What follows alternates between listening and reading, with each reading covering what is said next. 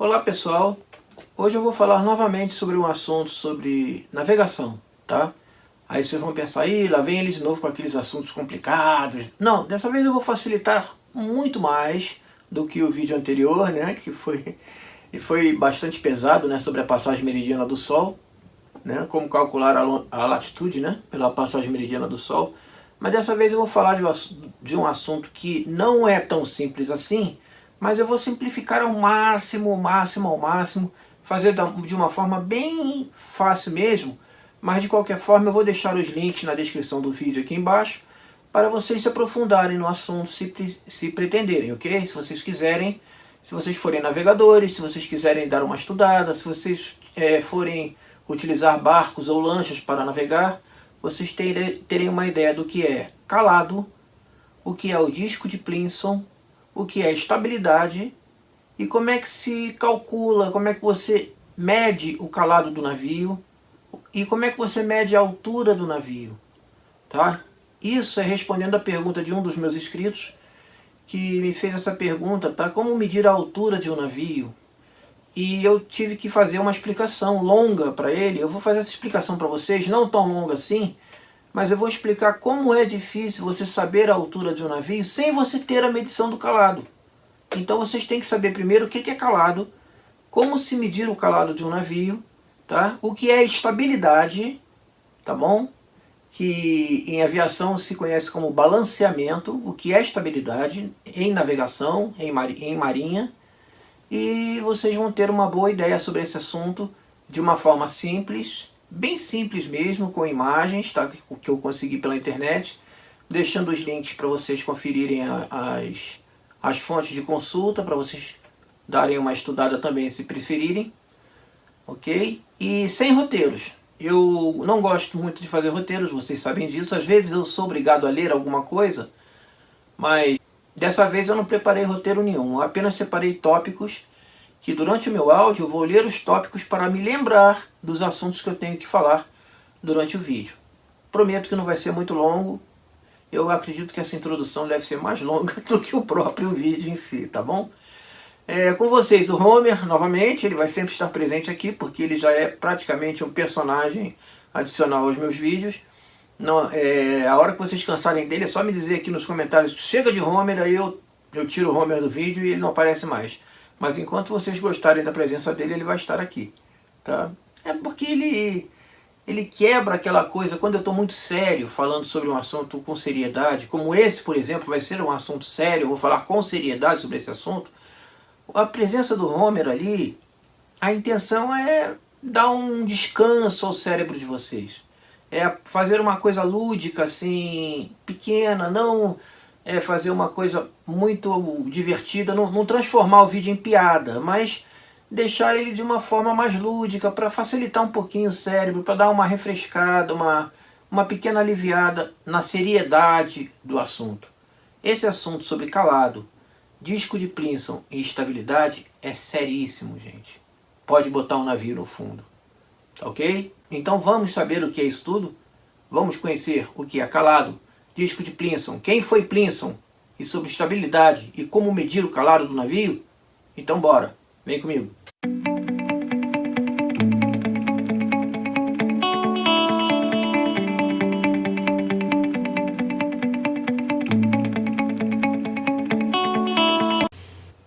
Ok, gente, então vamos lá. O que é um calado? Um calado é a distância que existe entre a linha d'água no casco do navio até a quilha do navio. O que é a quilha? A quilha é a parte de baixo do navio, é o fundo do navio, ok?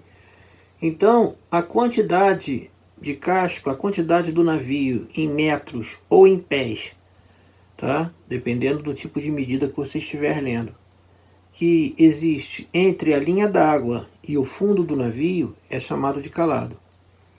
Então, eu vou mostrar a vocês como é que se mede um calado. Aqui nessa figura, vocês estão vendo uma marcação em pés, ok? Então, a gente lê o calado de acordo com a linha d'água. Vocês estão vendo ali a marcação já embaixo d'água ali, de 12 Antes eu vou dizer para vocês que essa aí é a parte da frente do navio, que nós chamamos de proa. E essa parte mais saliente aí na frente do navio é chamado de bulbo. Na verdade, aquilo ali é chamado tanque de colisão adjuvante. Tá? Se o navio bater, ele vai bater aquilo ali, está cheio d'água, é um tanque de água, e ele é isolado do resto do navio, ou seja, ele vai evitar que a água entre para dentro do navio. Então a gente chama isso aí de bulbo, tá ok? Mas vamos lá, nós estamos lendo ali, vocês estão vendo a marcação ali, 12, que está pela metade, tá? Um pouquinho acima da metade, tá? Essa marcação é em pés, ok? Então vocês têm 12, 14, 16, 18, 20, 22 e vai de 2 em 2, né? E entre o 14 e o 16, por exemplo, tem um tracinho que seria o 15. Tá? Isso está meio óbvio, né? Então o que acontece? A gente lê o calado da seguinte forma. Se a linha d'água estiver bem embaixo do número, significa que é aquele número que está valendo. Por exemplo, nessa foto aqui, se a linha d'água estivesse exatamente embaixo do 14, ali, então seria 14 pés. Mas como vocês estão vendo, a linha d'água está um pouquinho acima do meio do 12. Tá? Eu vou dizer para vocês que uma polegada um pé equivale a 12 polegadas. Então, o meio do 12 ali seria 12 pés e 6 polegadas.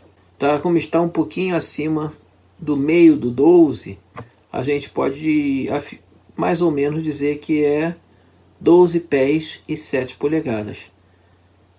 Tá? Se tivesse totalmente em cima do 12, ali a gente diria que seria 13 polegadas. E quando chegasse ali embaixo do 14, 14 polegadas. E uma coisa eu digo para vocês, pela minha prática, se a gente está vendo o bulbo do navio e são 12 polegadas, a gente pode converter essas polegadas em metros. Como é que a gente faz isso? Vamos considerar como 12 pés e meio, tá? Ou seja, 12,5 pés. Vocês vão multiplicar esse número por 0,3048, que é quanto vale um pé em metros. Um pé é igual a 0,3048 metros, aproximadamente. Isso, na verdade, é uma dízima, é um pouco maior. Então, vamos ter aqui, ó, 12,5 vezes 0,3048. E o que nós vamos ter? 3 metros,81. 3 metros,8, quase 4 metros. Então, vocês têm que esse calado aí é 4 metros. Ou seja, daí aonde está a linha d'água para baixo, tem 4 metros de navio ainda. Então, o comandante e os pilotos desse navio já sabem que não podem navegar em áreas que estejam abaixo de 4 metros. É bom ter uma margem de segurança, tá? É bom navegar em áreas acima de 6, 7 metros, bem profundas, bem mais profundas, porque num caso do mar com ondas bravas, vocês vão ter uma flutuação maior nessa distância do fundo do navio até o solo, né? Então, quando o mar baixar, quando a onda baixar, o casco do navio pode tocar o solo. E se o solo for rochoso, pode inclusive romper o casco e causar um problema para o navio. Ok?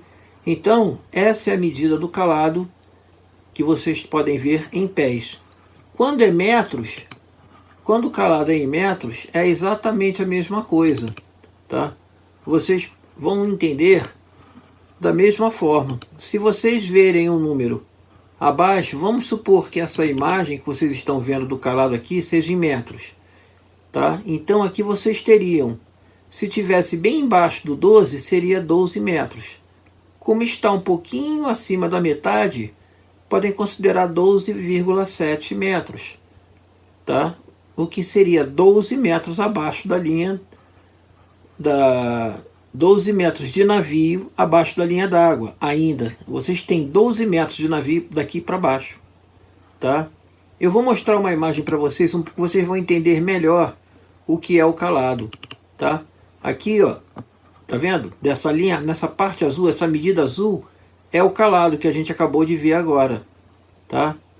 Esse calado é a distância entre a linha d'água até a quilha, ou seja, o fundo do navio. E o restante é o calado aéreo. É esse calado aqui, ó, é essa medida aqui. É da linha d'água até o ponto mais alto do navio, que é o topo do mastro principal.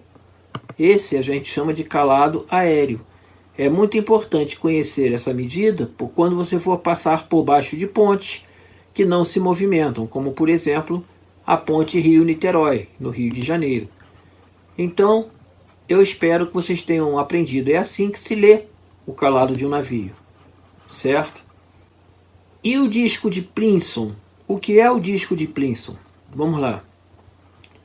O disco de Plimsoll, gente, foi criado por um britânico chamado Plimsoll. Eu vou mostrar a foto dele aqui para vocês, tá? Esse aqui é o Samuel Plimsoll. E foi ele que em 1876 introduziu a marca como uma forma rápida de verificar se o navio estava carregado acima da sua capacidade de flutuação, numa alteração à lei da Marinha Mercante, 1871 Merchant Shipping Act, no Parlamento Britânico. A marca, inicialmente, era só composta por um círculo atravessado por uma linha horizontal. Posteriormente, foi adicionada ao lado uma escala alinhada ao valor S, mas recentemente, ao lado da marca, estão as iniciais da sociedade classificadora, que certificou o navio, BV, da Bureau Veritas, ou LR, do Lloyd's Register, e assim por diante. Ok? Então, o disco de Plimsoll é isso aqui, gente. No caso, vocês estão vendo que essas letras L e R aqui no círculo significa que a sociedade classificadora desse navio é o Lloyd's Register. O que é uma sociedade classificadora? Sociedade classificadora é uma empresa, uma sociedade que faz as vistorias do navio e vê se o navio está em condições de navegar. Então, quando o navio sofre as vistorias periódicas que ele costuma atravessar, eles vão logo em cima dos certificados dessa sociedade classificadora, tá? Para ver se o navio está em condições. Então vocês estão vendo essas linhas todas aqui, ao lado desse disco. Aqui vocês têm o Inter North Atlantic, aqui embaixo, logo aqui embaixo. Isso significa que o navio só pode ser carregado até embaixo dessa linha aqui, se ele for navegar nas águas do Atlântico Norte no inverno. Aqui em cima, nessa outra linha, você só pode carregar o navio até essa linha se ele for navegar somente no inverno em qualquer oceano que não seja o Atlântico Norte. A linha de verão é essa aqui, ó.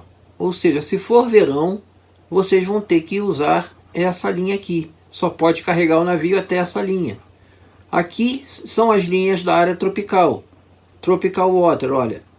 No caso de navegar em águas tropicais, vai ter que estar abaixo dessa linha aqui. Não pode ultrapassar. Vocês não podem afundar essa linha aqui carregando o navio. Essa aqui para água doce, tá? E essa aqui para tropical em água doce. Essas aqui de baixo são de água salgada e as de cima são de água doce. Então o que é que acontece? Quando a gente vai fazer o cálculo de estabilidade do navio, vamos lá, o que é estabilidade? Estabilidade é o equilíbrio do navio de acordo com o carregamento que você fizer. Se você fizer uma boa estabilidade, se você carregar o navio com um bom cálculo de estabilidade, ele vai enfrentar o mar brabo. Não estou dizendo que ele não vai ao fundo e nem vai quebrar. Vai depender muito do tamanho das ondas e da condição do motor do navio. O navio não pode parar.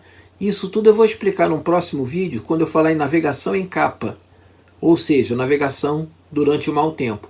Aí é que essa hora, que essa marcação, e que quem fez a estabilidade do navio, que normalmente é o imediato que faz, o imediato é a segunda pessoa mais forte no navio, né? Vem o comandante, primeiro é o comandante e em seguida é o imediato, que é o responsável por essa parte de carregamento do navio.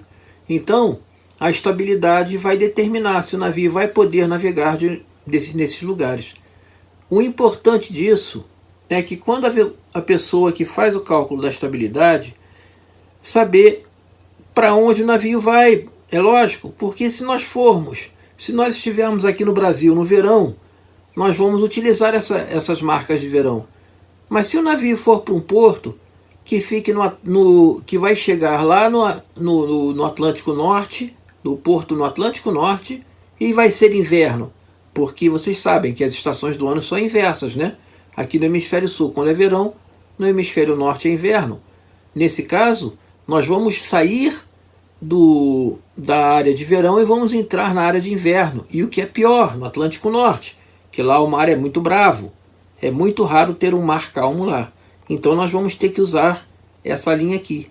A gente, para sair daqui do Brasil carregado para ir para o Atlântico Norte, a gente não pode afundar essa linha aqui.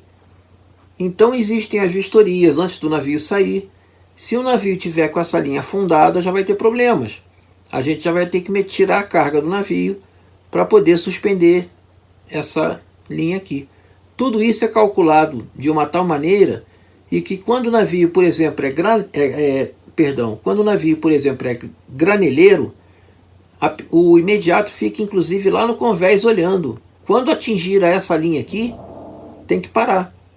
Outra coisa é quando a gente vai, por exemplo, para Manaus, daqui do Rio para Manaus. Vocês vão ter que entrar aqui na linha tropical de água doce, tá? Quando a gente está carregando em Manaus, ainda vai ter outro problema ainda. Se carregar em Manaus para vir para o Rio, vai ter outro problema. Existem trechos no Rio Amazonas que são muito rasos. Então vocês têm um calado máximo que vocês podem atingir. Vocês não podem passar daquele calado X. Então vocês vão ter que fazer o cálculo, tá? Para vocês, quando chegarem naquela área, vocês estarem com calado suficiente para poder passar naquela área lá, sem encalhar o navio. Vocês estão me entendendo até aqui? Tudo isso é importante, gente, tá? Então, olha, vocês já entenderam o que é o calado, vocês já aprenderam a medir o calado, já aprenderam a fazer a conversão de pés para metros. Existem navios que tem dos dois bordos. Quando eu falo bordo, eu falo lado do navio, tá? Significa lado. Então nós temos boreste, que em Portugal se chama estibordo, mas aqui no Brasil nós falamos boreste, que é a parte da direita para quem olha para a proa do navio. Se você está olhando para frente do navio, a tua direita é boreste e a tua esquerda é bombordo, tá? Então existem navios que a boreste a medida é em metros e a bombordo a medida é em pés. Existem navios que os dois bordos têm as duas medidas em pés. E também existem navios que nos dois bordos as medidas são em metros. Isso dá uma confusão danada quando a gente vai para países no exterior que usam medidas em pés. A gente tem que ficar convertendo para eles o tempo todo, porque vem inspetores a bordo e eles mesmos às vezes pegam a calculadora e fazem. E eles mesmos fazem, mas às vezes eles são um pouco assim, muito, vamos dizer assim, metidos, muito cheios, com ego muito elevado. Então eles fazem, pode só ir para mim em pés, eu não quero 100 metros não. Já aconteceu inclusive comigo isso, né? Então nós já falamos sobre a altura do navio, sobre o que é o disco de Plinson, sobre a mudança de calado durante as viagens, por exemplo, de água doce para água salgada, de área de verão para área de inverno, para os oceanos, se você passar do Oceano Atlântico para o Pacífico. Por quê? Porque vai mudar a salinidade do oceano, você vai ter uma diferençazinha disso aí. Sobre a estabilidade, então sempre é importante saber qual é o calado do navio, como é que se mede o calado, e quem faz o cálculo do carregamento tem que saber até onde pode ir o calado do navio, por esses vários motivos. Pela mudança de oceanos, por onde o navio vai passar, se vai passar por alguma profundidade mais rasa que vai impedir de vocês carregarem o navio acima daquele calado, e se vocês vão mudar de oceano, tá ok? tudo isso vai influir. Então, gente, eu espero que vocês tenham entendido. Eu estou deixando aqui as fontes, tá? Com 2 PDFs, inclusive. Um falando sobre calado, sobre deslocamento, tá? O que é deslocamento do navio? Vamos lá. Vamos lembrar lá do Eureka, do Arquimedes, né? O deslocamento é a quantidade de água que ele desloca de acordo com o peso. Então, quando a gente pergunta assim, quanto é que esse navio desloca? A gente fala assim, 180 mil toneladas, significa que quando ele está totalmente carregado, ele é capaz de... o peso dele é 180 mil toneladas, ou seja, a quantidade de água que ele desloca, tá? Isso tem a ver com Arquimedes, com o princípio de Arquimedes, ok, gente? Então, eu vou deixar esse PDF sobre calado e deslocamento e vou deixar um PDF aqui também sobre estabilidade, falando tudo sobre o cálculo de estabilidade para quem quiser ver a fundo. E olha, não é fácil, é complicado. Por isso é que eu não vou entrar em detalhes aqui, tá? Eu só quis explicar para vocês a importância do calado do navio, o que é um calado do navio, o que é a altura. E tem mais um detalhe, que eu prometi para vocês na abertura do vídeo e não cumpri ainda. Quando um inscrito aqui me perguntou como é que se mede a altura do navio, vai depender muito do calado. Concordam? Porque se vocês pegarem um plano do navio, o plano é isso aqui, ó. Nesse plano, vocês vão pegar uma régua e vão fazer a medida da quilha, que é a parte mais baixa, até o topo do mastro mais alto. Aí vão ver a escala do plano, que seria como se fosse um mapa, né? Vão ver a escala do plano, vão fazer as conversões ali pela escala e vocês vão ter a altura do navio, da quilha até o topo do mastro mais alto. Então, o que acontece? Vocês tendo esse número na mão, tá? Qual é a altura do navio, da quilha até o topo do mastro? É tal. Vocês têm essa medida. Aí vocês vão ler o calado. Pelo calado vocês têm a altura. Então, quando você pergunta para mim assim, aquele navio ali, qual seria a altura dele? Depende. Quanto é que está o calado dele? Teria que ir lá perto do navio, ler o calado, conhecer o plano do navio, ver as características do navio. Aliás, vocês conseguem, sabendo o nome do navio, pela internet, conhecer as características dele todinhas, tá? Vocês conseguem ler em qualquer tipo. É só para colocar o nome do navio e botar características, ou em inglês, botar o nome do navio lá, que vai aparecer sites em inglês que vai ter PDFs com todas as características do navio. Quando a gente fala assim, quanto é que esse navio cala? Ou seja, qual é o calado máximo que esse navio pode carregar? Entendeu? Aí quando a gente diz quanto esse navio cala, qual é o deslocamento desse navio, qual é o porte bruto desse navio, tudo isso tem lá indicado. Qual é a altura desse navio, está tudo lá indicado nas características do navio, tá bom? Mas você saber por uma foto qual é a altura do navio, não dá, é difícil, porque vocês têm que saber qual é o calado que está ali, tá bom, gente? Então eu espero que essa aula tenha agradado a vocês, espero que não tenha ficado muito difícil, muito complicada. Qualquer pergunta, qualquer dúvida, podem deixar aqui nos comentários, eu com certeza vou responder a vocês, tá? Da mesma forma lá do que o outro vídeo que eu fiz sobre a passagem meridiana. E espero que tenham gostado, né? Deixem um like ou dislike se não gostaram. Um abraço a todos e tchau, tchau.